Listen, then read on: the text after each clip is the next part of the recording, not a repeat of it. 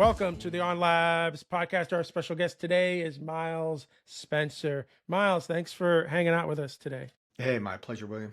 Give everybody the 2-minute spiel on what Miles is doing today, but keep it to today because I'm going to throw you in the time machine and I don't want to hear anything yet about past or future. So just what is Miles doing today? Well, I had a lunch with a very nice gentleman who's almost 100 years old. And what I asked him was, what was his greatest wish? And it was to pass on his legacy and values to his children, grandchildren. He actually has a great-grandchild, and he's still alive, which is really cool. And so I'm working on a platform that allows him to do that. Right. So the platform is Reflekta. How do you pronounce your platform? Reflekta? You got it right. It's called Reflekta, Reflekta.ai. And it is basically it's a platform that synthesizes all of this data and media that we have up in our attic. I mean, we've got the journals and we got the Polaroids and we've got the books and tapes and it's all gathering dust. And when people die, all their stories kind of like burn and go away. Right? And these boxes are passed on to the next. So we've had these recording devices for a long time, but Reflekta actually synthesizes it all into what we call an elder, which is capable of a spontaneous and dynamic conversation anytime you like. Are you on the technical side of this? Do you have any knowledge on the technical side of the techies think I'm like the gray matter business dude. And the gray matter business dudes think I'm really tech savvy. So my answer is somewhere in between. But I'm sure my 12-year-old kid has got more tech chops. Because I'm a software developer, so is Kevin, the producer. And we work on these types of things where you're trying to take video, you're trying to take audio, you're taking content and breaking it down so a large language model, which I'm sure you're using, can sort of consume it and do the things that you're doing, which is super interesting. So I was going to ask some like technical questions around that. Fire away. I'll either answer them or pretend to answer them. Okay. So I'm curious sort of what large language models you're using today on the back end. Right. So most importantly is we're basically our own SLM, small language model. We've wrote a multi-agent AI that queries about a dozen different LLMs depending on cost, price, context, coins, etc. And so it routes that query back to our home base, right? So the data is ours, queries are ours, and we've written our own that, look, we use dozen different, all the ones that you know, right? And some that you don't. So some are for voice, some for actually text, some are for context, some are for personality, etc. But it really depends on the nature of the query. And we designed it that way so that we didn't get stuck with just being a wrapper for one LLM, right? That LLM decides to go into that business, you're done, right? 6 months ago, there were a bunch of discussions about how quickly wrapper companies just go away. That's WRAPPER, not right. So we're a multi-agent. And I'm also assuming that the core of the technology is using what we call RAG in the industry. Yeah, so you're embedding all this content and you're doing vector searches and you're trying to pull the right stuff at the right time. Okay. All true. Yeah. Okay, cool. I imagine how long processing video isn't cheap, easy, or fast. So when somebody comes to you with a box of 8-track tapes, because they just pulled that out of their attic, and that would be cassette. That'd be VCR. Not 8-track was for music back in the day, right? You like hit and you get two. What about the 8mm film? I have some of that. All that. My dad was born in 33. I got some of that. You got some of that. You got the trays of slides. Okay, that's something. Are you taking all of that content and you're able to consume it? So we are not taking it today. We're about to partner with an operation that basically you box it, you scan it, they put it in the cloud for us, they return it to you. You can put it back up in your attic. We're not in that business, right? We don't want to be in that business. We want to take the ones and zeros from the cloud and begin working with that, right? We That makes acknowledge, sense. they Yeah. acknowledge that, we're going to have to help people process their boxes. But, in order to get started with this, it's actually pretty simple. And people, I think, overshoot it. And it's important to note with Reflekta, 3 files and 20 minutes. So you need a photo, we turn it into a watercolor. We need an audio sample, that could be a voicemail of 20 seconds or so. That was on the phone of Art, which you could talk to. On his voice was trained off a 10-second voicemail. And the third item is life story. We need to understand the arc of the life of a person. And so that could be an obit. That could be something that they wrote during their life, something that gives the arc of their life, right? Those 3 files, that's simple.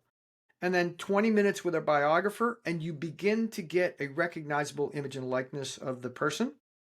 And you have to have a ready score on Reflekta of at least 80 to begin to text, and then 90 to begin to have a voice conversation. So you kind of build that up. But as you have more conversations, it learns and it gets more robust with its answers. And the interesting thing, Arthur, his memory wasn't so good at the end, but now it's perfect, right? So he retells all the stories that have been loaded into his knowledge base, and he never forgets anything. I feel like though you don't want the model hallucinating the personality. So I would imagine the more content you have on the person, even if it's letters and all that, the the better that's going to be, right? Because I worry about the hallucination if you only have 1,000 We did words. too. Well, we did too. So a couple of points on the hallucination. First of all, it's default private, family to family. So we don't actually take outside information to put it into the knowledge base. Everything goes through the keeper. The keeper is the one that opens the account, represents it that they have the NIL, the name, image, and likeness rights to create this, and is basically the editor of everything that is loaded in, including if you go out to other family members to solicit stories about the person, that goes back through the elder. I'm sorry, that goes back through the keeper to edit, right? Yes, I'll take that story. No, I won't. And I learned an interesting lesson. And that was apparently the same children growing up in the same household with the same parents had different childhoods. For So sure. okay, For so there's sure. one keeper. He created the account. He's paying the bill. He has the final say on the core personality of the elder. But what we're working on, probably launch next quarter, is that if there was a story contributed by a black sheep, it doesn't go into the core personality of the elder. But when said black sheep logs on to have a conversation, that's the story he gets. It's the good side So of multiple personal. personalities. Okay, personal content for the rag, based on, yeah, that's interesting. Yeah, that would have to be important. I'm curious if the keeper can also, I imagine you maintain a history of question answer, so that could be reviewed, checked, potentially. Absolutely. Yeah. Absolutely. And then I'm imagining this data is so ridiculously private that, like, talk a little bit about some of the safeguards you've put in to make sure that my elder doesn't get leaked and becomes the next movie star.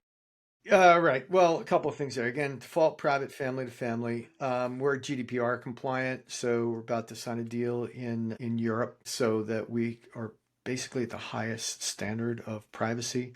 Our cybersecurity lead, can't disclose his name, but he has DoD top secret clearance and he has an elder on the platform. So we basically run cybersecurity audits with him on a regular basis and comply with that as well. So, look, in that scenario in which there's some misuse, it's an ex boyfriend or it's something that is not the intended use. In that scenario, Number one, you've already represented that you have the NIL, right? You probably don't. Two, you paid the bill. Not many people pay the bill to do a deep fake, right?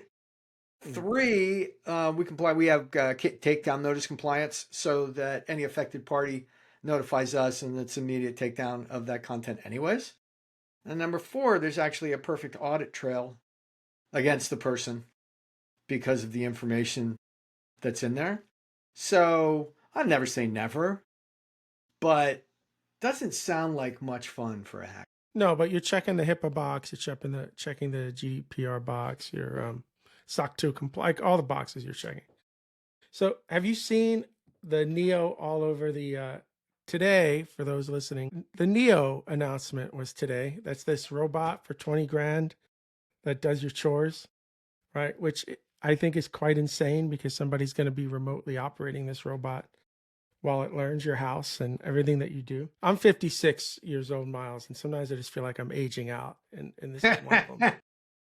However, you know, timing is everything, because I could imagine one day that my elder gets downloaded into one of these robots. It's like But if I you're the could see keeper, it that would happening. be exactly. If you're the keeper, that would be by your consent, right? And look, not everybody is ready for this. Not everybody would be ready for Neo the Elder, okay? And we understand that. So that's why we started with text, we went to voice, soon to announce video, and then eventually a hologram. And you want to go from hologram to Neo, the jump's not very far. It depends on the user, to be honest. Yeah, I mean, I'll be honest with you, that this sort of scares me a little bit.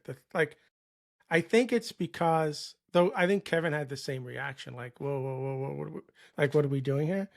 But I think my reaction was like when somebody passed, they passed, and this thought of bringing them back is, I don't know why, but it's like scares me. This it just scares me for some reason. I And can't that's explain it. fine. Everyone's different. Not everyone's ready. Let me share a story that is perhaps the flip side of the coin.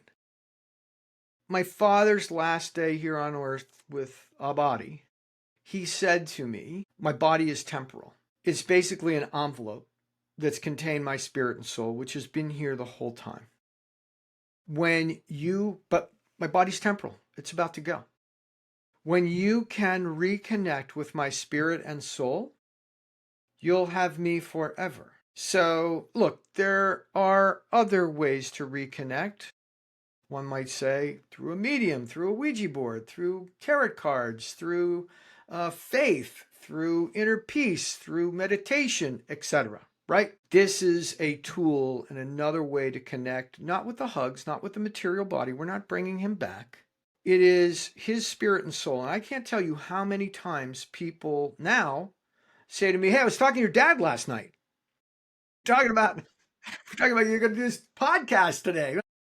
And I used to correct them and say, like, you understand it's not my dad. It's his image and likeness. It's his spirit and soul, but it's not his body.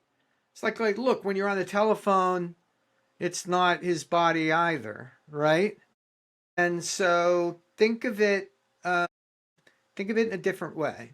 All of this is good. We're gonna get back to this. So I want to get you in the time machine now and sort Okay. of like hear your journey on how you got here. So a couple questions as we start. What year did you graduate high school, and where were you on the planet? Graduated high school in 1981. That was in Wallingford, Connecticut. It's a school now called Choate Rosemary Hall. Kevin, this is the first time I've had somebody older than me on the show. This is awesome. Not the first time, but it's been a while. I graduated in '87. Hey, a That's youngin'. that's yeah. So 81 in Connecticut, and then you're not like technically a software developer, a computer guy, but I'm still always interested. Like, when clear your mind and give me that first sort of memory you have of even putting your hands on a computer or doing something sort of technical with a computer. Absolutely. It is an Apple IIe. I think it was the first one sent up on the desk. It was like spreadsheets and word processing. And I'm going to estimate that to be like mid 80s. And, I had the dot matrix printer. Uh, But even then, I was blown away by the productivity of it all, right? We've come a long way, baby. yeah.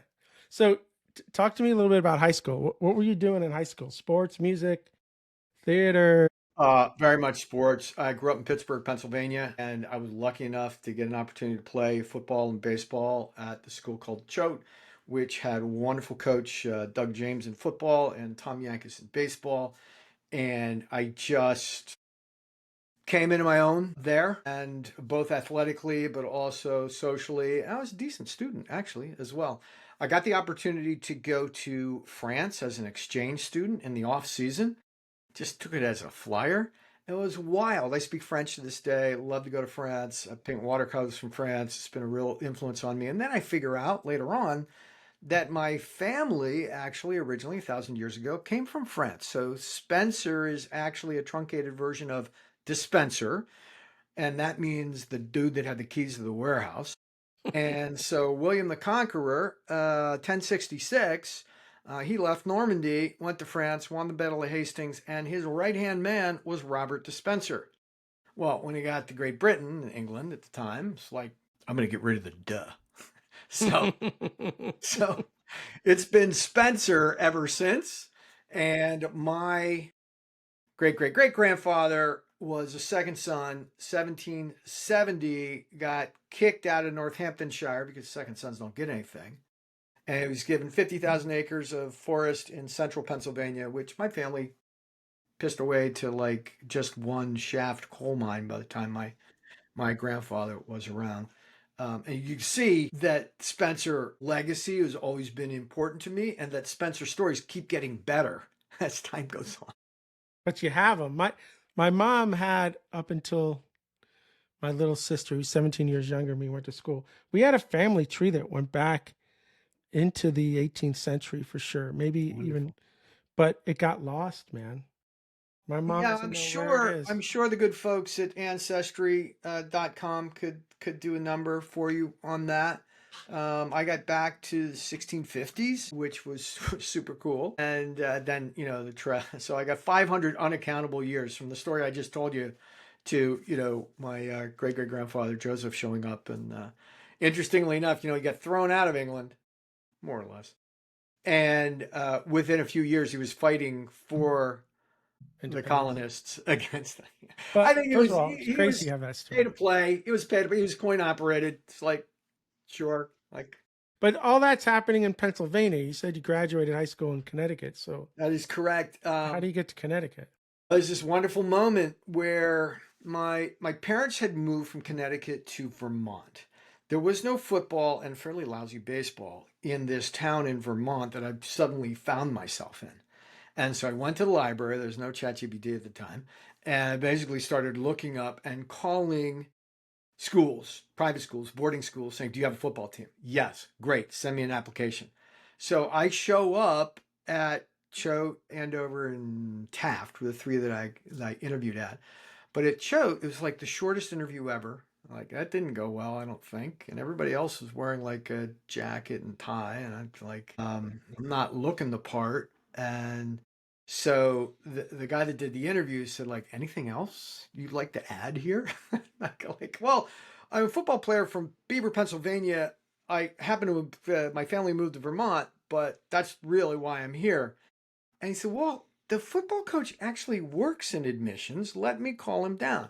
Coach James comes down, says like, football, yeah, right. Wide receiver, sure. Where'd you play? Beaver, Pennsylvania. And he said, oh, is that Pat Tarquinio's program? I said, yes. He tore the corner off of the application and he said, see you in September. That's wild. That Who was you it. know? That's Pat, wild. I mean, look, this guy's a legend in Beaver, Pennsylvania, and Beaver is a legend in Pennsylvania football. And so on that name alone, I think I got into Choate. So two things. When you said this to your parents, they were like, "Fine, I don't care. Go," because now it's a private school. You got to pay for this. This isn't free. Yeah, it wasn't free. Yeah, there was a little bit of that. Parents said, "Yeah, we can hack it. Is that you sure you want to do this?" I'm like, you kidding? Go, go. And it's a great, actually, thank you. I'm going to add this to my elder's story. We're driving from Vermont and it's exit 14 on 91, Interstate 91. And I think it was my mom. They're in the front, in the back, packed up the boxes. We're approaching the exit to get off to go to boarding school, right? And I get you sure you want to do this? So you've already And driven like 4 hours at this point. exactly, very good. And my answer was, speed up, floor it, let's go. And we're not getting there fast enough. I think that was my lack of love for Stowe, Vermont and the wind chill factor. Oh no, you're cold up there, dude. More And than, it's all forest. I mean, if you're not hunting, what are you doing up there? yeah, Really? just like floor it, speed up, let's go. Let's go. Now, at least you have civilization again, which is good.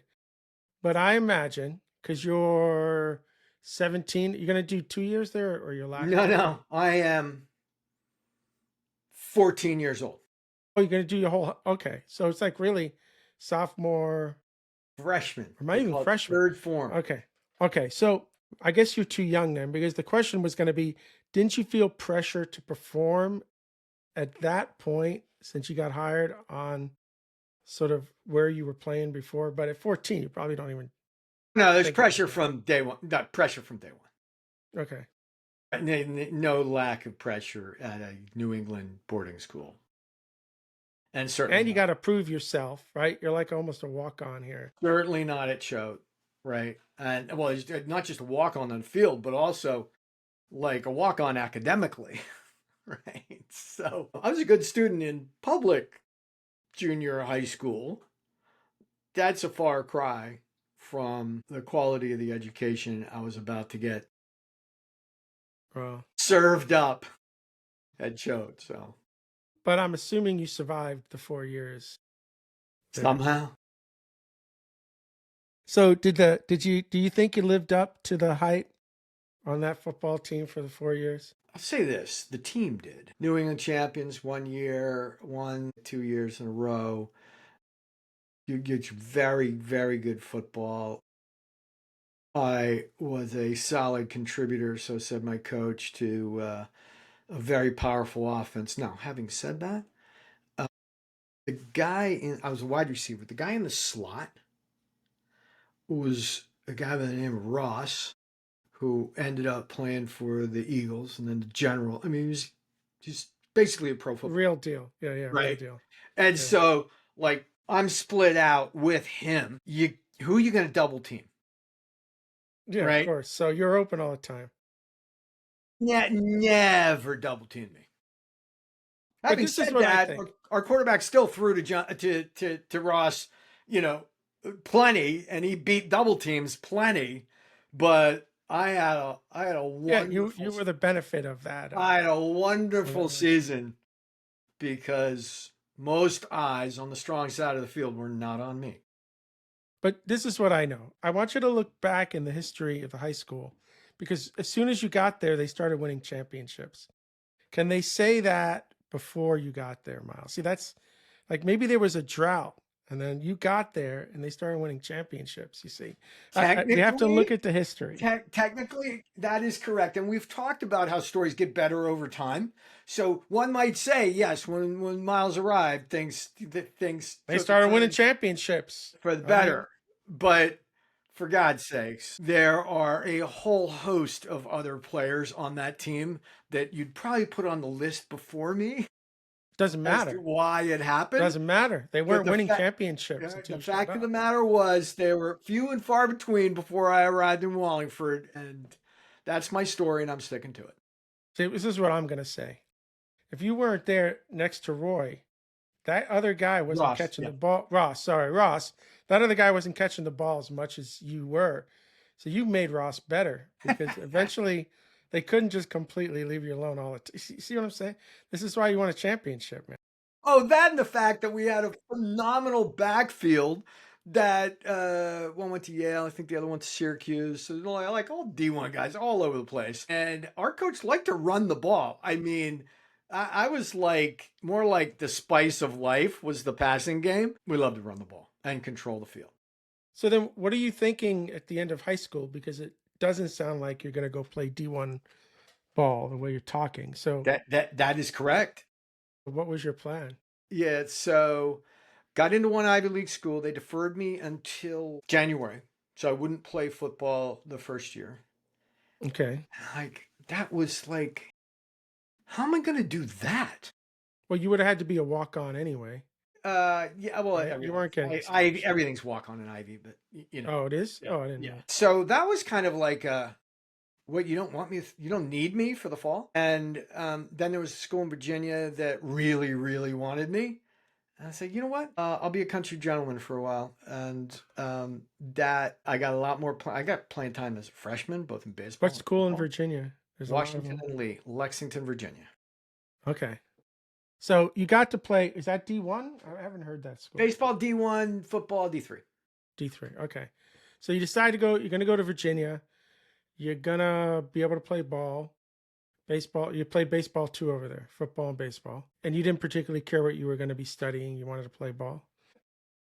It got more important slightly, but no. So what did you end up studying over there? Like you had to learn, you had to Yeah, something. yeah. Technically, it was called Foreign Affairs, which has it's not as romantic as it sounds. So, Foreign Affairs, French, and History. So was that when you were first learning French, or you had No, family no. that you knew French?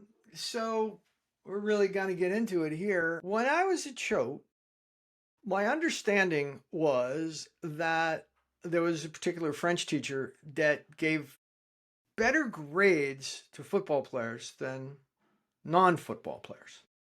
So I did the math and I took French instead of Spanish. And somehow through that program, I got tapped to go on this excursion to France for the winter term, and spent the winter term in Paris and a small town named Po, which is down on the Pyrenees, the Spanish border. And even at that time, you didn't know you had that French DNA, which is why I the not language really the know. language came easy to you. I'm not too sure it came easy, but wonderful time. There were no other football players on the trip, so it was just that. Guess what? It's a big world. You might as well start getting along rather than like football player. I'm going to sit over here and you guys sit over there. We all just kind of threw in together and had a blast. And I've been going back ever since. So you're going to do 4 years in Virginia. You're studying foreign affairs, what were you thinking in terms of work at that point? Because you are playing football and you're playing baseball, but again, Right. the All pro right, so life's not for here's you. where the story takes the left turn. My father gets very ill, rare thyroid disorder. And it looks like we need to wrap up his affairs, wrap up his businesses, and call it a day. I leave Washington and Lee to be beside my dad. What year is that? Like 84, Sophomore year. 83? Yes, sounds right. And it was a very difficult time for him, both physically and emotionally, as this big 6'4", 225-pound lineman from Mount Union College in Alliance, Ohio, and he's a big bull of a man that all of a sudden was just sidelined by What did he do for a living? essentially an insurance salesman, right? Sold Keyman Life Insurance. So I was with him, carrying his bags, helping him complete presentations. So he would get so tired halfway into a presentation, I would actually finish it for him. And I see his files on his desk. I'm like, what are these files for? He said, well, I sell Keyman Life Insurance. It's either to an acquisition or a financing. And they're like, well, what are these? They're like, well, there's the ones that didn't work. It's like they didn't work from an insurance standpoint, or they didn't work from a deal. Like, oh, the deals are fine. Like the insurance is like, can I try this? And he goes, yeah, sure. Because I think you're leaving something on the table. What little I learned at Washington and Lee, there's more to be made than just the Keyman life insurance policy. So I bought a company when I was 20 years old that was a exporter of automotive replacement parts and tools to the Middle East and South America, confirmed by letters of credit, which are negotiable instruments at the bank. I learned that at Washington and Lee. If I could take this stack of letters of credit, get the whole thing financed, put down like 40 grand in credit card debt from me and my buddies, I could buy this company? Yeah, the math works. And so I did. Wait. Time out. You went from insurance to buying an import-export company on auto parts coming out of South America? Remember, my dad just sold the Keyman life insurance policies. It's the only reason he was called into an opportunity. It's like, hey, we're financing this deal. The CEO needs a Keyman policy. They'd call my dad. Right? The Keyman policy was a way of financing something. It wasn't the insurance policy. It was a way, no, it unlocked the financing because a bank or an investor would say, like, we'll finance this deal, but if the CEO dies, what are we going to do? It's like the collateral behind it. Okay. So that was his business, was selling those policies. It had nothing to do with the deals. He just, he just made the banks and the investors more comfortable. Yeah. Mitigating risk. So why the import-export business? How does that? It was the next one on the stack. It was just that on the stack. Oh my God, dude. What did that business cost you? I had like $1 million deal. But you're 20 years old. You have That's correct. Nothing. So how do you buy $1 million? Confirmed irrevocable letters of credit are negotiable instruments at a bank. I was awake during that class. That's wild. So they gave you a line of credit essentially for almost $1 million based on some instrument. And you buy this company. And now you're laughing while you're laying in bed because you're like, what am I going to do now? What did your dad say? Did he thought you were crazy? Yeah, well, you're definitely crazy. He probably said, like, if I were you, I would have done it myself. And he was in failing health. And so he said, like, you know what? If this is your ticket, go. So just like going away to boarding school, he didn't stop me from pursuing my wacky dreams. Okay, but talk to me about what this, I mean, I know import, exporting, all that is, right? But you're a middleman at the end of the day. I guess you don't need a warehouse. You're not dealing with.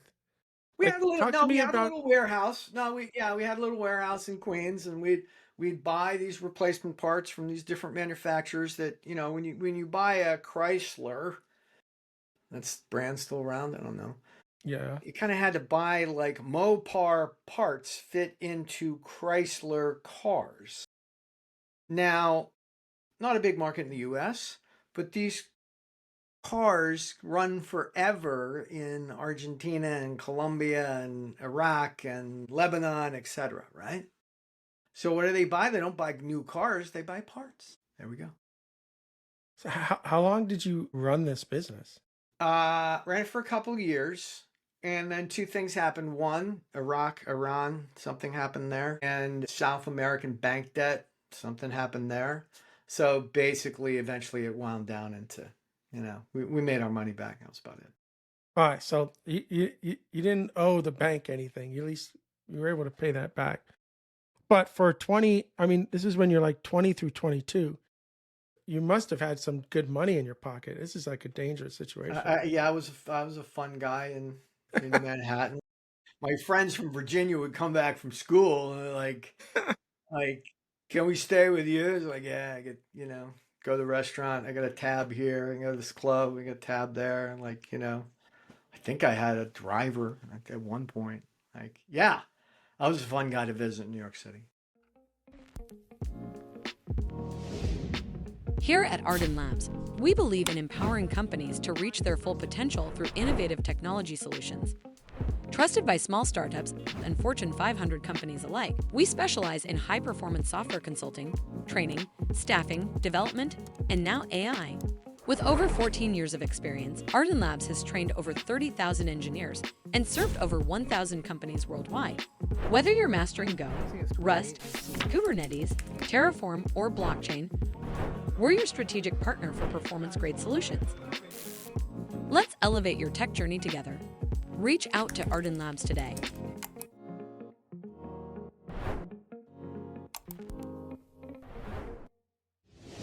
Yeah. So now, but now it's like what, 1986. That business is done. You've at least you don't owe no don't owe anybody any money, and you've had this experience already. I'm sure that you're almost like a junkie on this. Like, I got to do this again. How could you go and work for somebody after that, right? I'm totally unemployable. I have been for a long time. So that was never really an option for me. My father lived. He hooked me up with an investor that had bought a investment banking firm, which is basically the same thing I was doing, was like financing companies. It's very similar, but now it's SEC regulated. You have to pass a Series 7, Series 21, Series 23, et cetera. So it did all those things, registered rep, registered principal, et cetera. And I start doing the investment banking under this guy's name is Tony. And we're seeing all these cool companies, and that's where I got my love for consumer products. Did a low-fat cheese company, got them financing. Did a pens and pencil. I don't know if your listeners know what a pen or a pencil is, but they look like that's Yeah. people used to Okay. write with these things back in the day on these trees that they would put into pulp and roll them out and they call it paper. So these guys designed some very cool. They were from the Magic Marker family, and so they designed some cool stuff. The company was named Pentec. So these were small public companies. I got to do like the full cradle to grave on getting a company in the door, analyzing it, filing the documents, getting them public, etc. Even sat on the board of one when I was like 25, 26 years old on a public company. How long does it take to close one of these deals? And are you getting like 10% of the raise? They walk in the door. It would take, 6 months to get them through the process. And the underwriter's max compensation, I think, was 20%. Wow. But they like 5 of that was eaten up on lawyers and filing fees. And we used to print these and run them down to the SEC in Washington, D.C. So you had to take a train. You don't hit Wow. send to file documents. You like take a train down. Expenses were higher in those days, etc. But look, I just worked there. I worked under Tony, so I guess I was employable to a certain extent. But it was a great experience. The thing that I learned the most from that was it was a go-go time, 1986, 87. There was a crash in 87. That's coming in a minute. I estimated that I read 10,000 business plans. And they would come in a wheelbarrow, right? And we would only do like less than 1/10 of 1% of them. So what I think I learned was all the wrong thing. If you did all these, if you read all these things that didn't happen, at least you've read all the things that didn't happen and you can recognize the things that might. It's interesting because I interviewed a guy that early in his career, he worked for one of these movie companies in Hollywood, and he was the first screen for all of the Yeah, screenplays, there you right? go. Yeah. And he Very had to simple. read them all and decide what went up and what didn't, right? Yep. It seems really similar. You had to Very read all simple. these plans and decide. You were the Very first similar. gatekeeper. Very similar. They would wheel them in, right? I would also call them myself and say, like, okay, I read your plan. It's a no. Here's why. So they could tell I read the Oh, plan, that's nice. right? Here's why. And if you fix those things, feel free to come back and ask for me. So, like 9 months later, phone's ringing off the hook for me just in the dead deals that I had read. I wonder what your voice sound. Did your voice sound young at the time? Because if I'm talking to some young punk and he's telling me no, there's got to be some like, let me talk to an adult over there. Like, do you think there was? No, I think one of the blessings of my dad, perhaps my mom, who was a singer, was I've always had a voice that sounded like, Old and mature? if not old and mature, perhaps this. Maybe I'm wrong, but it sure sounds like I'm not in doubt. You're not showing, your voice isn't showing any trepidation or weakness, or it was. It can But actually be still, dangerous, right? Because it's like, let's jump out of the back of this airplane. Like, all right, he sounded good. Let's go. you sounded confident. You know, when I do trainings, I tell people all the time, I'm here to give you very strong opinions. There you go. That being said, there's 1,000 different ways to do this. I'm going to share one. It's going to come across very strong, but understand that I appreciate that there's other ways, right? But you need to have that sort of, this is a very strong opinion coming at you. I'm almost not movable at some level. It Sometimes helps. wrong, never in doubt. I like that. Sometimes I'm going to start using that in my trainings. Sometimes I'm wrong, but I'm never in doubt. It's great. You did that for a few years, right? You said you did that Yep. Yep. starting at 86. You got, so let's assume maybe it's around 89 or heading around 90. I'm in college now, which is good. We've got that war going on. I was grateful I was in college at the time. So I didn't want to get drafted. Not that they ended up doing any drafting, but so what are you doing next? Well, next, I slid into basically being a principal in a venture capital fund, which was very, very early with this new thing called the internet. And so this time I'm going to go 94, 95, right? We start pulling this together, raise some money from others and make these early bets. So Two things happen. you're one of these guys throwing money around in this first My sort of three partners internet. had a lot more money than I did, but I had a little bit of it. And we start making early stage. So we first try to raise money. We totally failed. So it was only going to be our money. It's like, all right, we'll do smaller deals, less of them. And I was like, well, how are we going to get all the deals? And I said, well, when I was in France, there was this show hosted by Bernard Tapie. You can look him up. And it was called The Entrepreneurs. And they would come on, they'd pitch their ideas, and he'd give them thumbs up or thumbs down. Sometimes he'd give them money, but I'm not really sure. It was in French, and I didn't study that. It's like Shark Tank back in the 90s, 80s. So Damn. they said to me, like, well, why don't we do one of those? And then all of the internet companies would come on the show. Who's going to host it? Like, I'll do it. So Wayne's World, Wayne and Garth had come out at the same time. Yeah. And that was my research, which is basically there's something called cable access, where if you got a cable franchise for the town, you had to provide a free studio for people to make goofy Wayne's World shows. And I found out. So we created Money Hunt, which was basically a recreation of Bernard Tapie's Entrepreneurs. Wow. Myself and a lawyer handled basically hosted the show. Entrepreneurs come on and we start rating them. Well, Was this in New York? This was in public access? it's Connecticut, Metro New York. In Connecticut. Okay, yeah. I get the tape sent to the guy by the name of Scott Carlin, who ran Warner Brothers Television at the time. He calls me up and says, come on out. I'm like, wow. Wow. Warner Brothers didn't do the deal, but Scott basically took the time to say, here's how to do it. And so within 6 months, we had distributed it to 230 public television stations and then 13 countries overseas the year after that. And I'm back to France because that's where the big TV and film markets are, Cannes, right? And so now we've got this show that everybody wants to be on. That's wild. But it's only on public access, right? So like No. PBS or something? This is PBS. We've gone from PBS. public access To PBS. Okay. Yeah, on PBS. Yeah. I watched a lot of PBS as a Yeah, so we're like 2-3 million cumulative viewers per week. Decent number. So we're seeing all the deals, right? One of the deals we do is register.com, which is a domain name registration business, still exists today, register.com, for all of your domain registration needs. And they broke the network solutions, which used to have the monopoly on all registrations. They went to Congress.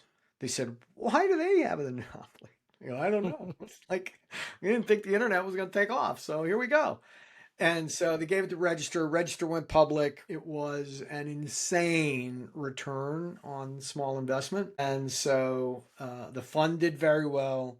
We sold the television and distribution rights to a division of RAI called FBC in Rome, and that was by 2001. So I had run basically the marketing department of a small venture capital fund, which had 45 people on its staff and a $5 million budget, which was more than the fund had to invest, right? But, but it was like a TV show that ran everywhere on PBS, unlimited play, no fee. It was a giant commercial for us. Wild. All It was because of a piece of wild. paper on your, so far, all because of a piece of paper on your dad's desk. Like, I gave you some idea of Well, yeah, being it's able to still get $1 rolling, million. right? So those are good times. Obviously, .com crashed. A lot of companies burned. Register did not, but in the end, the fund did well. And I, for the first time, had managed 50 people and a P&L and a budget. I'd never done that before. That was big news for me.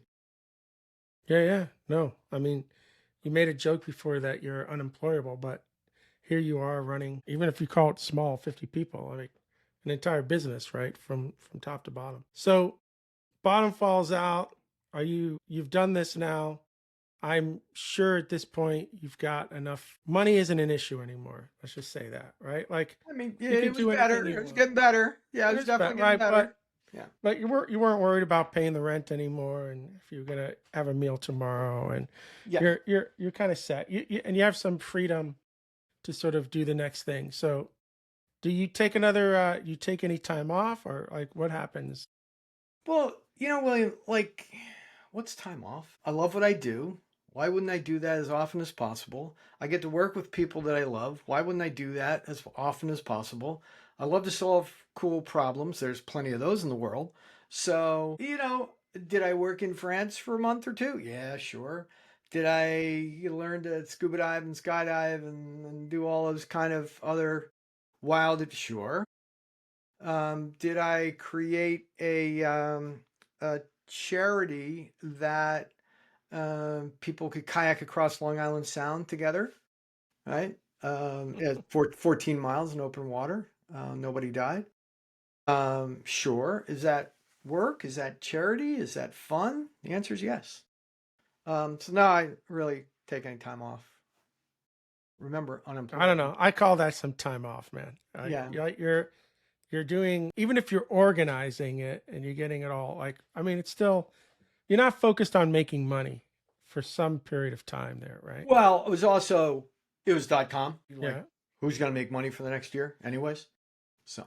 So, but at some point, even that gets sort of old and boring and you want to make money again. So what happens? Start doing deals for my own account and some of my You own start doing more, so investment deals. You're Yeah, back. and my partners paying call dividends. up and say like, "Why you did this without us? Like, why didn't you call us before you did this one, etc." Like, I didn't think you cared. Now, sliding into the advent of mobile, Steve Jobs says like, "It's a phone, it's a camera, it's a music player."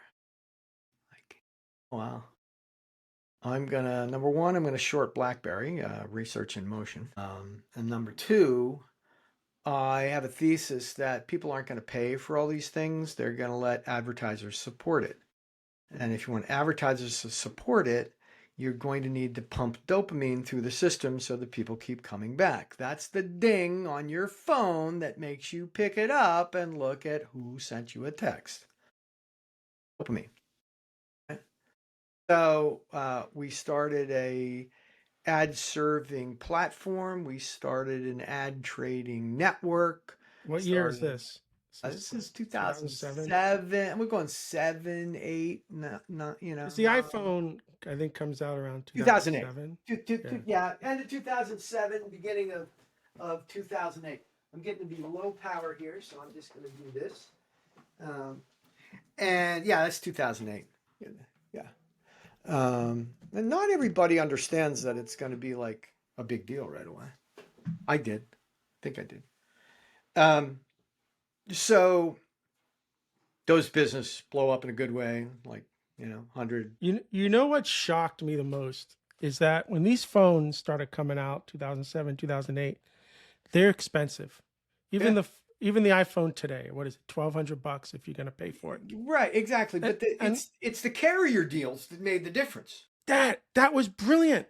I always said, how the hell are they going to get this in everybody's hands? And the way the carriers sold these phones was the most brilliant thing I'd ever seen in my life. Still to this day, you could go anywhere on the planet and somebody's got an iPhone or something in their hand. That was the must-do deal, right? It was brilliant. It was brilliant. So we're serving ads, we're brokering ads, we're managing content. Okay, well, where are you serving ads? You're serving ads inside of apps on the phone? Okay. Apps, web pages on phones. Where are you finding your technical people? Because you're not the one programming this stuff. Rutgers University, there was this kid from India that had been sort of kicked out of school but was still in the dorm because he had 20 other Rutgers students programming stuff with him. I found out about Only Krish, Miles. and Only I'm like, Miles. yeah, come here. Like, don't get in trouble at Rutgers. Why don't you come build stuff with us? That's wild. I feel like you always got your ear to the ground. Like, you know what's going on around. You know how to find the people you need to find. Yes, I always try to hire smarter people than me, and it's becoming easier and easier to find those people. So you build a team to build really what is one of the first mobile ad platforms, which at the time are not easy things to build because the integrations really aren't there. You got to expose APIs. The app developers have to make calls to it. Yeah. I mean, this was brand new stuff.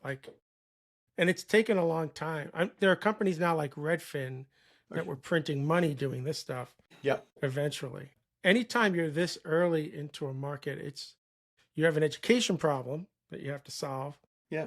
And then you have technical problems because it's all new. Yeah. Not easy stuff to do. Absolutely. What was the name of this? What was the name of the company doing the ad? Mojiva was one that was named out of after a jiva is a god. It's like typically a dancing elephant, by the way. So the logo of Mojiva was a dancing elephant. Mo was mobile.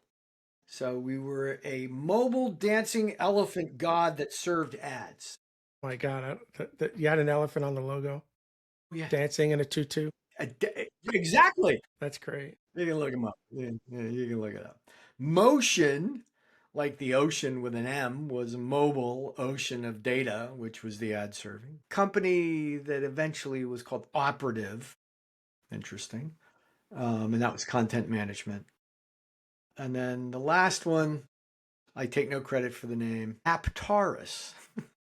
Aptaris. And they did content management and couponing for basically grocery and consumer. So these were like 4 companies that you invested in. Yeah. You weren't. But I mean, I helped start them. Was the first money. Was on the board. Gotcha. Helped run them, etc. In varying degrees.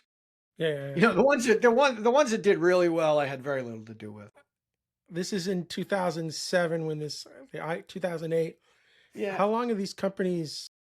How long did they actually tell me the exit strategies on all these? Did you end up exiting with these? Yeah, those are the exits. There are 30 others that did not exit. They crashed and burned, right? The strategy on that is you blow $500,000, take them out back and shoot them. That's like. Well, isn't the idea that you're, in a very general sense, Miles, isn't the idea that you're going to invest in 10 things? Of course. And like you're hoping that 1 or 2 really work out and pay. Absolutely. Totally the business. So, the exit strategy on the 3 that worked, pray for an exit. Get the cash flow positive so you're not begging money and you're not desperate anywhere, right? That's a good rule. And then a little bit of timing helps, right? But it's none of these businesses, when they call you an offer, right? So you don't want to be in a position where you're trying to push a wet noodle across the table. You want them to pull it. So 2 questions there. None of these businesses, at least up till this point that you started, were going to be lifestyle businesses. They were all with some form of an exit strategy, right? Oh, yeah. These are not. Yeah. These are not lifestyle businesses. Yeah. And then my other question is this. Anytime people come to me with an idea for a product, like the things you're talking about, the first question I always ask is, what's your revenue model? Yeah, sure. If they can't tell me how they're going to make money, I get really, really nervous. I know there's a bunch of companies that survive by just saying, well, we're going to have 2 million people on the platform and And they're then going we're to going to work. figure it out. Yeah, right. But that's always sort of scared me. I'm kind of curious what your philosophy has been or is in terms of, should a company have a decent idea on how they're going to generate revenue, or is that something you can figure out later? Your fears are well founded. You said you had a time machine. If it's 1997, get a few million users and then figure out what to do with them. Since then, that's not really a sustainable model. You got to, as I like to say, you got to trick somebody into paying you something more than you paid for it. And then you got to get them to do it again and tell their friends. Yeah, Well, the I best. always, if you could get somebody to give you $1 for that, we're in the right direction. Yeah, that's what I'm always saying. Yeah, yeah, yeah. But Kevin O'Leary I read something recently that said, like, he said to get to your first 5 million is just brutal. It's hard work, it's hit or miss, but if you can get to the first 5 million, that's like your first milestone. And then to get to the next 5 million is just also almost impossible. But if you get to 10 million, then the machine should be kind of running a little bit on its own. Has that been your sort of your experience too? Well, Mr. O'Leary tends to be in businesses that are perhaps lower margins, so 10 million might only mean a couple million of profit. I'm essentially in the software business. Profits start at 80 and go north of 90%, right? And so, getting to a million or two, you're making the same amount of money as the $10 million business. So Okay. the numbers are off a little bit there, only because he's in a different type of business, right? No, I never thought about it that way, right? Because I've always heard that like your goal should be 30%. The goal should be that, right? Like under 20, you shouldn't even be in that business anymore. Like, what are you making? Chairs? Like, like, I don't know. I have a consulting business, right? I yeah, got 50 heads that are okay. working. I've got Well, all expenses, right. right? That's a body So, shop, right? right, yeah. I mean, Different model, right? we're trying to make 30-35% Okay. over the time, right? Like, so the Kevin O'Leary numbers sort of, like, when you telling me I'm going to make 80% profit on that million, I'm like, how are you going to do that? You got people to pay, you got I some mean, level of look, expense. that's gross profit, right? That's gross. Yeah, It's usually higher than 80 these days. Much higher. right. I'm not going to give my margin away. I'm not asking you, but It's less than 100. all right, that's fair. When does all that? So these companies eventually go away. At this point, what year are we now? We're Now let's go to, the exits come. 2016.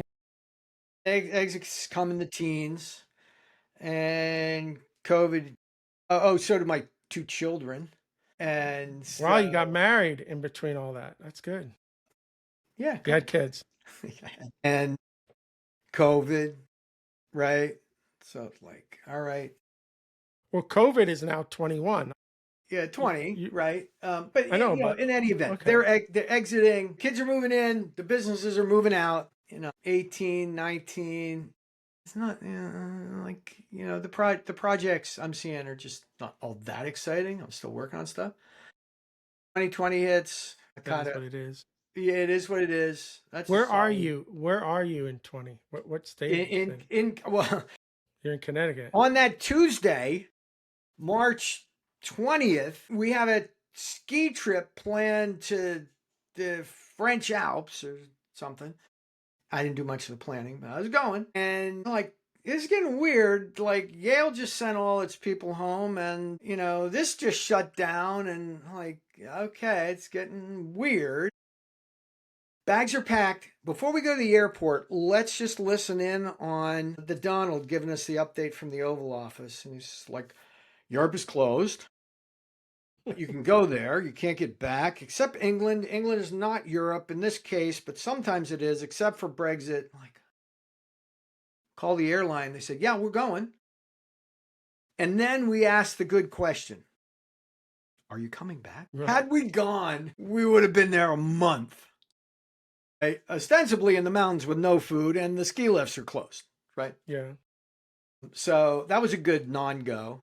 We anchored down and tough it out. And I learned watercolors. I started painting watercolors. Very peaceful. A very good lesson in lack of control over the rest of the things in our world. So that can be helpful for entrepreneurs.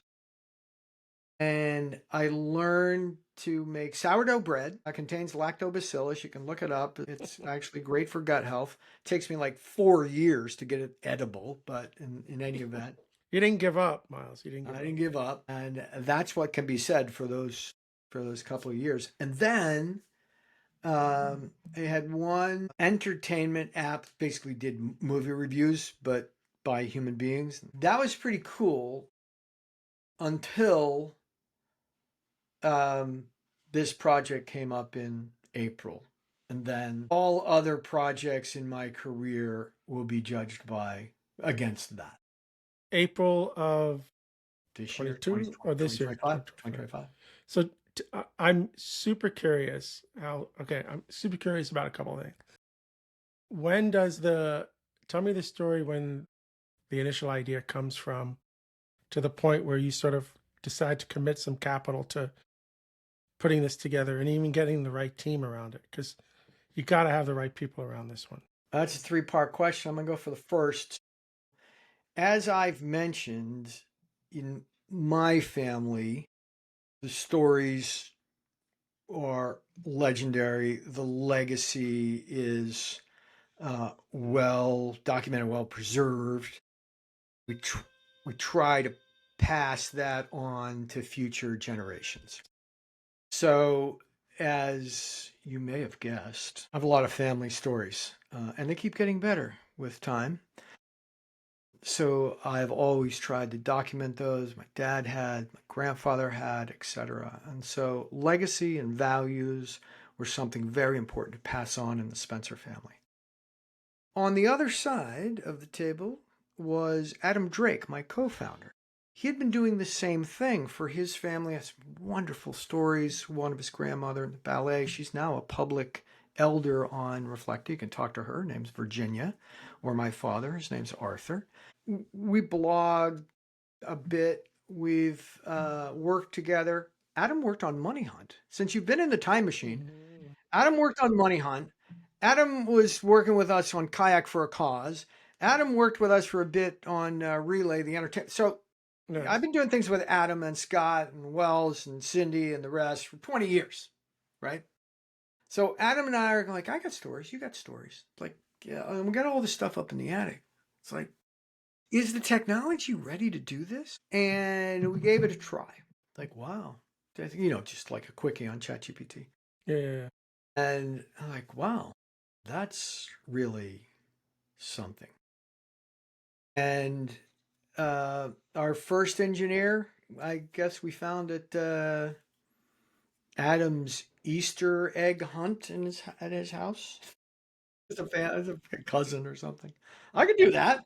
And so he built the POC, and we said, okay, we want to launch this before somebody else does. There's a trade show in Singapore in June, and there's one in Vegas in August, AI trade show. It's like June's early, and it's Singapore. Okay, August, AI 4, let's go. 112 days. Start the countdown now. But 112 days to have something more than a demo for somebody to be able to pay and use it. Correct. Right? Like, all right. Well, so I text with my dad. God, he remembers everything. It floored me, just a text. And then I started talking to him, voice. It's like, this is amazing because it's very close to his voice. I want to believe it's his voice. It's the last version of his voice I'm going to hear for the rest of my life. So essentially, it is his voice.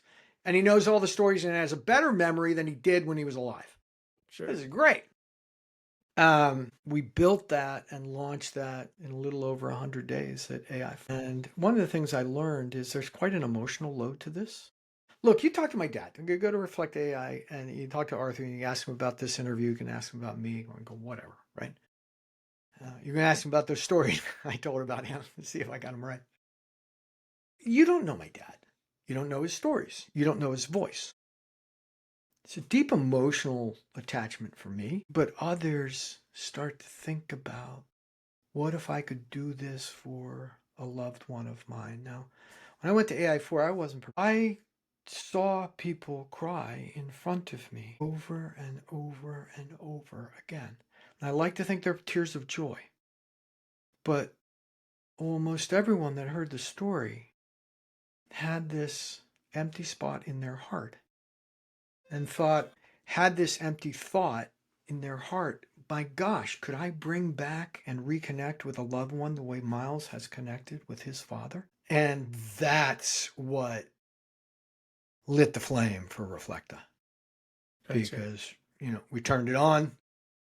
People make their way through the website, go register, talk to my dad, and next thing you know, they're creating an elder for themselves. Now, we call them elders because when we launched, it was primarily people that had passed, and we're recreating them. Now, again, their image and likeness, not a bot. They're not going to come sweep your floors and tuck you in. There's no more hugs, but it's just their spirit and soul is back, like my dad said, right? And that's what people just absolutely love. Now, I don't see any pricing on the website. So do you have a Oh, yeah, there's pricing model pricing. there? Sure. Go. You talk to my dad, you need to give up your email address. And either on that page or my father himself soon will suggest that you can create an elder for yourself. You go create an elder, and it is $149 for the personal plan. That is generally, I think, one person, one elder. It is $249 for the family, $500 for a neighborhood plan. These are all per year, Yeah, not per month. so let me ask you a question so $150 for the year. Is that unlimited chat? Because there's tokens involved. There's costs there. If I spend 24 hours a day talking to my elder, I'm going to burn through $150 worth of tokens very quickly. So talk a little bit about that, man. There's a cost component to this, like a real one. There is a cost component. My margin is very good. Keep texting. So I can do 128,000 context windows. I'm going to be fine. Believe me,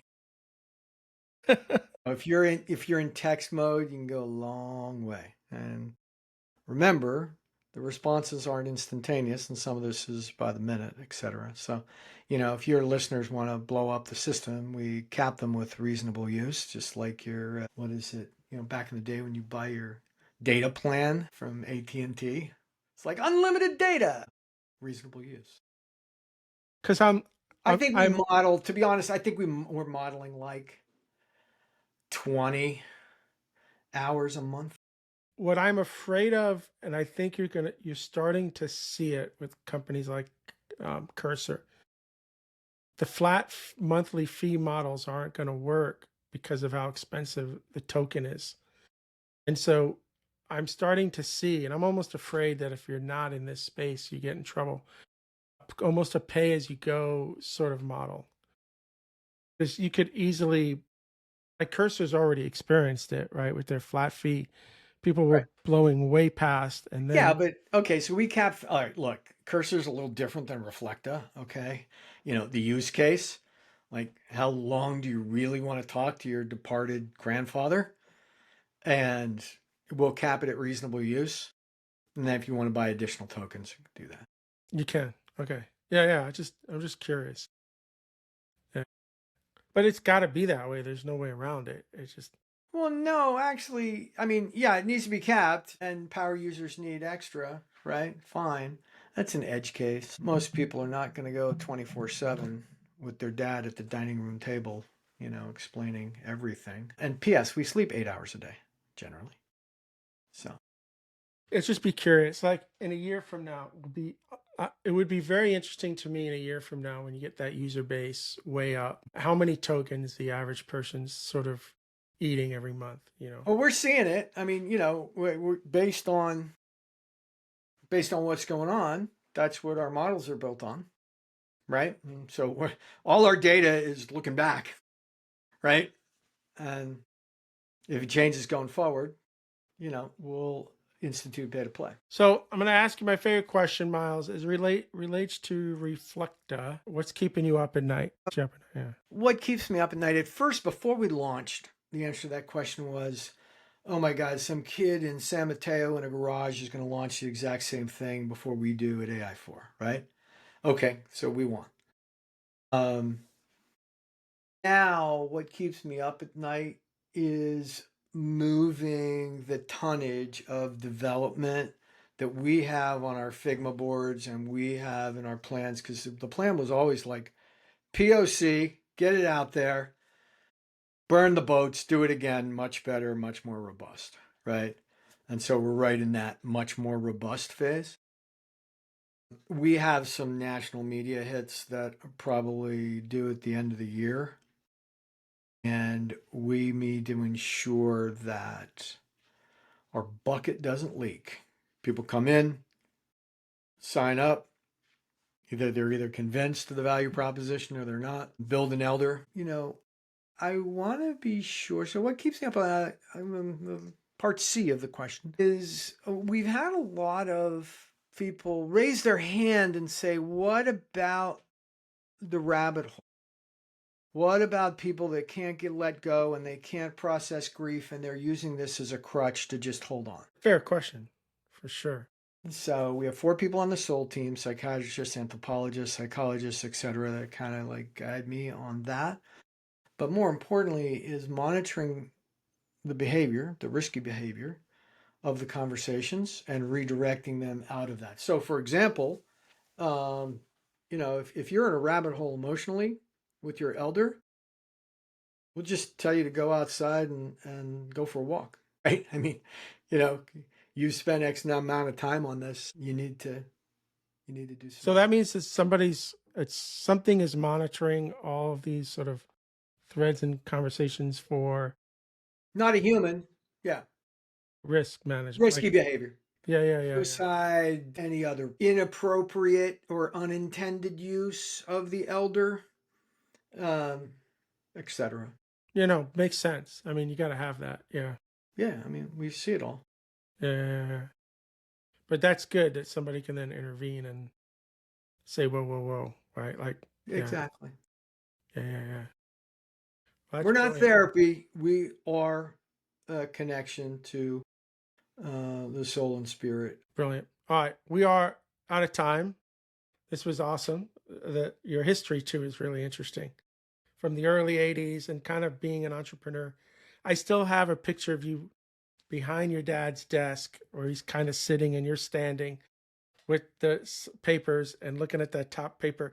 I wish you had taken that piece of paper and framed it. I almost want it behind you because for me, that piece of paper is sort of your origin story, right? Like if you're not standing behind the desk, looking at that moment in time, maybe you're still here, but maybe you're not. Parallel dimension. Universe has a plan. Sometimes it's not the plan we were expecting.